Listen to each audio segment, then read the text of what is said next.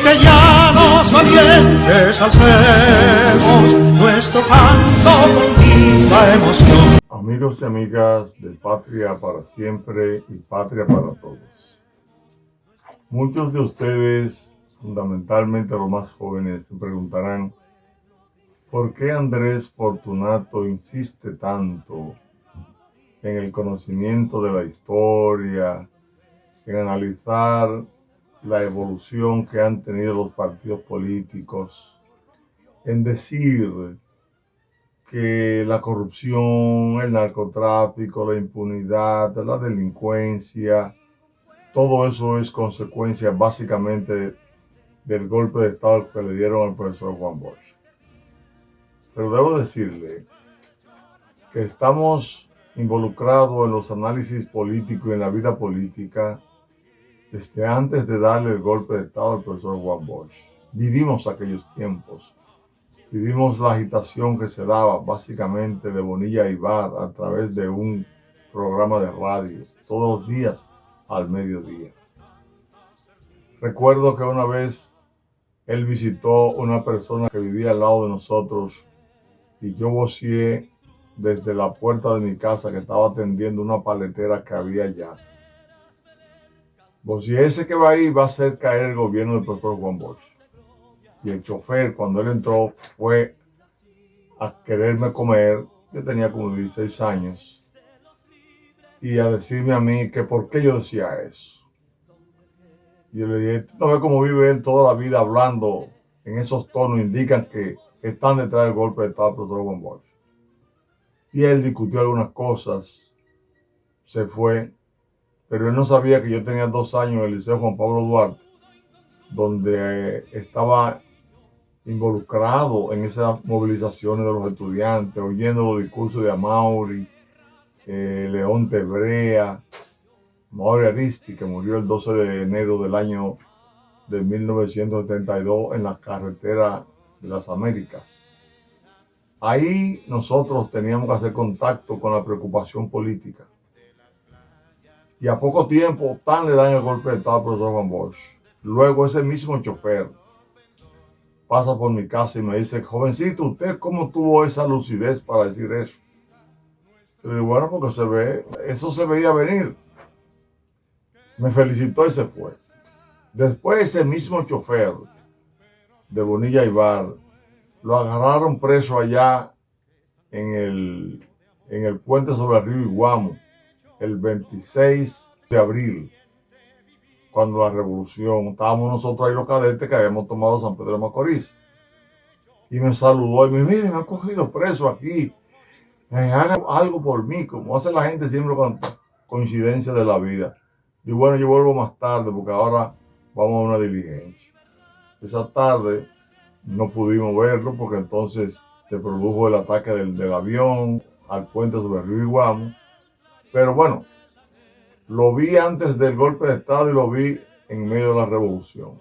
Estamos preocupados siempre por la situación y decimos lo que entendemos. Por ejemplo, en la vigilia que hicimos el pasado 24 de septiembre, el viernes pasado, hicimos una serie de reflexiones delante de los compañeros octogenarios, compañeros de más de 80 años, la mayoría que estaban ahí y aguantaron más de 1 hora de pie las reflexiones que estábamos haciendo. Todo eso es por el amor a la patria y por la preocupación que permanentemente todos hemos tenido, todos los militares y combatientes constitucionalistas hemos tenido por la situación nacional. Vamos a escuchar parte de las reflexiones que hicimos y al final de la reflexión vamos a leer el artículo que mencionamos ahí, que fue publicado el 24 de abril de 1996 en el periódico El Nuevo Diario. Vamos a oír las reflexiones y luego vamos a leer el artículo. No para que vean la visión que tenemos, ¿no? La preocupación que siempre hemos tenido, y entonces eso nos permite a nosotros entender algunas cosas. Así que vamos a dejarlo con la reflexión del viernes 24 pasado. Hoy se están golpeando sectores que han acumulado muchos recursos y que pueden en cualquier momento crear un clima que ponga en peligro el orden y la paz. No estamos adivinando nada. Estamos haciendo un análisis de la lógica de desarrollo de la historia.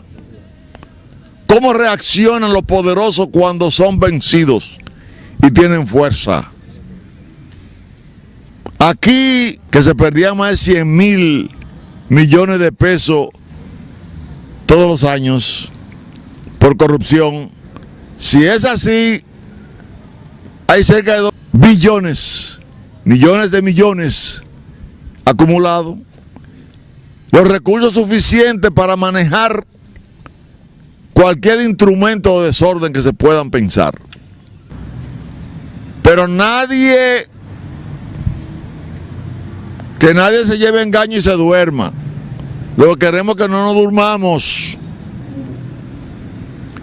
Los que están siendo perseguidos hoy en las diferentes áreas, a ellos le pedimos nosotros, que tenemos 56 años mal pasando, después de haber defendido la patria en cumplimiento del artículo 161 de la Constitución, le pedimos que asuman su responsabilidad ante los tribunales. La democracia no puede existir sin represión a la criminalidad y a los delitos. Y para eso están los tribunales, para asumir esa responsabilidad. Para eso hay un ministerio público que por primera vez en la historia está haciendo su papel. Todo indica que vamos hacia el mejor camino que históricamente podemos buscar. Todo indica hoy. Por eso hay que tener obligatoriamente mucho cuidado para no retroceder nunca. Lo más grande que ocurre aquí es que en el 1996, y tengo un artículo que mañana lo voy a poner por las redes, donde escribí un artículo en el periódico El Nuevo Diario, el 24 de abril del 1996, pidiendo la unidad PRD-PLD. Y la unidad que se da es la del PLD con el Partido Reformista. Ese ha sido el gancho histórico más grande. ¿Saben por qué? Porque la oligarquía dominicana en ningún momento ha pagado la java aquí. Estuvieron al lado de Trujillo, derrocan a Juan Bosch, disfrutan del triunvirato, viene la revolución, pierden en el puente Duarte, llaman a los americanos vienen a respaldar la oligarquía y meten a Balaguer 12 años la oligarquía. Y la oligarquía no pudo ser reprimida en el 78 porque le quitaron 4 senadores. No pudieron nombrar los jueces para castigarlo. Y ahí pasó lo que le dije. Pero en el 96, lo grande fue que esa oligarquía reformista pudo atraer a un partido que se preciaba de ser honesto y capaz, que fue al PLD, y lo envolvió. Lo envolvió tanto que el PLD terminó siendo el partido con el gobierno más corrupto de la historia. Bien. Ya visto y oído lo que planteamos esa noche ahí, conjunto de preocupaciones, porque resulta que en la lucha por la democracia hay que tener principios claros, hay que tener ideas claras de lo que hay que hacer. No se puede vivir culipandeando, como dice la gente. Hay que estar en una dirección, que fue la dirección que no tuvo el PLD, que fue la dirección que el PRD perdió en muchas ocasiones, y cuya unidad pedimos en este artículo que vamos ahora a leer para que ustedes reflexionen. ¿Qué hubiese sido del país hoy 25 años después, si en lugar de la alianza PLD-Partido Reformista se hubiera dado la alianza PLD-PRD en base a principios claros, a propósitos claros, en beneficio del fortalecimiento institucional dominicano. El artículo tiene como título La Revolución de Abril del 65 y la unidad PRD-PLD. Ese 24 de abril se cumplían 31 años de la revolución. Y siempre tratamos de publicar algo ese día para recordar el 24 de abril a la gente. Lo escribimos nosotros, el profesor Andrés Fortunato Victoria, es cadete constitucionalista, así consta en el artículo. El artículo señala lo siguiente.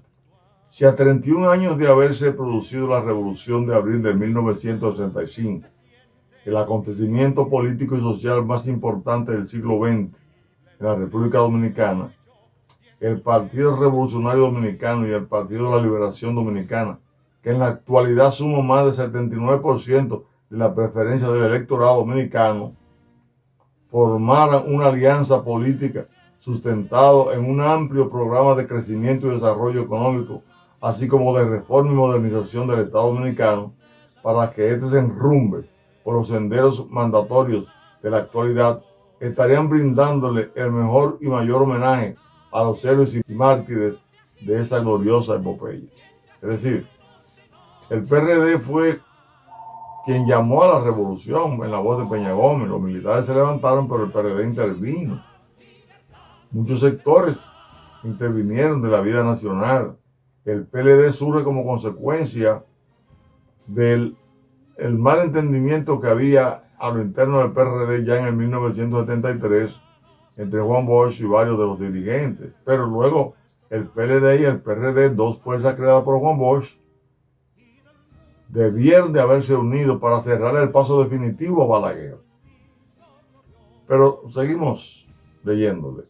La inconsecuente división de las dos fuerzas partidarias más grandes y significativas en la historia de la democracia dominicana, a ambas encabezadas en sus orígenes y desarrollo por el ilustre historiador y expresidente Juan Bosch, deben de hacer un alto en el camino del divisionismo perjudicante y proceder a inaugurar una nueva etapa de entendimiento político que produzca los cambios económicos, sociales y culturales que merecemos. Es tiempo de concertación, decíamos hace 25 años.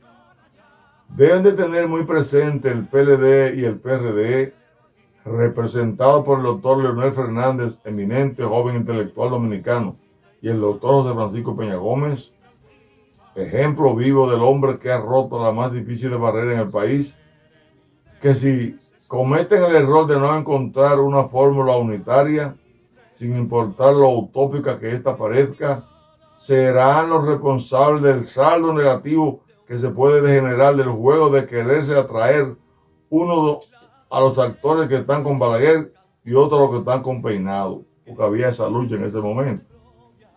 Pero fíjense bien, la no unidad de ellos es la responsable de lo que estamos viviendo hoy en el país. Esa corrupción perseguida, esos narcotraficantes perseguidos, esa impunidad, la delincuencia, la inseguridad ciudadana, no se hubiera estado dando hoy si estas dos fuerzas se hubieran unido en base a principios y valores democráticos. Seguir esa dirección es hacer el juego, una vez más, a los trucos del balaguerismo, quien amparado en esa tradicional división se pudo colar al poder en 1986. Con solo 706.590 votos, mientras el PRD y el PLD juntos sacaron 1.094.561 votos, ganó Balaguer. Lo mismo hizo en el 1990, cuando entre el PRD y el PLD sacaron cerca de 1.100.000 votos contra unos 647.616 del Partido Reformista. Estos más de 400.000 votos, lo suficiente para conformar un gobierno que uniera a la mayoría de la formación social dominicana. Ni hablar de las pasadas elecciones, nos referimos a las de 1994, Los PRDistas y los PLDistas obtuvieron cerca del 500,000 de votos por encima del Partido Reformista Social Cristiano. Es decir, las fuerzas balagueristas se han colado a través de la brecha de la división de sus fuerzas opositoras. Inconcebible o no, esa ha sido la realidad. La división que lograron las fuerzas reformistas a lo interno de estos partidos fue lo que le permitió a Balaguer colarse por 10 años más, después de los 12 años que se dieron de 1966 a 1978. Periodistas y periodistas deben de recordar que así como Balaguer cosechó los beneficios de la Revolución de Abril para el sector neotrujillista que él encabezaba, lo hizo Báez en el siglo pasado después de la Restauración y Bobadilla después del triunfo de los trinitarios. Parece una maldición histórica que nunca los que han sacrificado sus vidas y bienes por la patria han podido llegar al poder para desde el poder poner en práctica sus ideales. Es hora de despertar, decíamos en ese artículo. A estos dirigentes les toca inaugurar una nueva etapa histórica de entendimiento y sensatez política. Solo y de esa manera se lograrán los resultados que ambos anhelan y que este pueblo tanto ha esperado. Que no se olviden, la división del PRD y el PLD en resumen ha servido para, uno, que Balaguer se perpetúe en el poder y no se haya podido realizar en el país un verdadero proceso de cambio y modernización del Estado. Dos, para que el PRD, ante la ausencia de la calidad política que se le separó para fundar el PLD, haya encabezado dos gobiernos cuyos errores políticos y económicos, entre paréntesis corrupción, provocaron el suicidio de uno de sus presidentes y el encarcelamiento de dos. Nos referimos a Antonio Guzmán y Salvador Robert Blanco. Tercero, que Juan Bosch y la dignidad política no pudieran decir presente en el Palacio Nacional después de tantos esfuerzos. Que solo una alianza amplia y mayoritaria podría imponerse en estos momentos. Es bueno que se reflexione en torno a estos señalamientos, ya que sería muy lamentable que tantos esfuerzos dispersos resulten al final solo eso, esfuerzos dispersos lamentados. Hoy estamos lamentando la no unidad de esas dos fuerzas en el 1996. Entonces nosotros en la vigilia planteamos que aquí no debe haber más golpes de Estado. Si se cometieron errores, vamos a pagar por ello. Vamos a los tribunales. En los tribunales que se demuestre después de una acusación basada en un procedimiento como manda la ley, sin afectar los derechos de nadie, que ahí se demuestre quién tiene o no la razón y que los culpables paguen. El hecho de que se conspire, si es que se está conspirando, se va a conspirar, no va a resolver el problema, lo va a empeorar, como lo empeoró el golpe de Estado del profesor Juan Bosch el 25 de septiembre de 1963, como lo empeoró el golpe de Estado a Horacio Vázquez el 23 de febrero de 1930, como lo empeoró el golpe de Estado de Horacio Vázquez a Juan Isidro Jiménez en abril de 1902, y como lo empeoró también, ¿por qué no?, el golpe de Estado que dieron los trinitarios a la Junta Gubernativa el 9 de junio de 1844. No golpe de Estado, sí procedimiento democrático, como manda la Constitución, para resolver los problemas nacionales, porque hemos dicho que solamente habrá solución definitiva en los pueblos cuando se haga lo que hay que hacer, que es que se cumpla con la ley y punto. Libertad, que los ecos se agiten mientras llenos de noble ansiedad nuestros campos de gloria repiten. Libertad, libertad, libertad.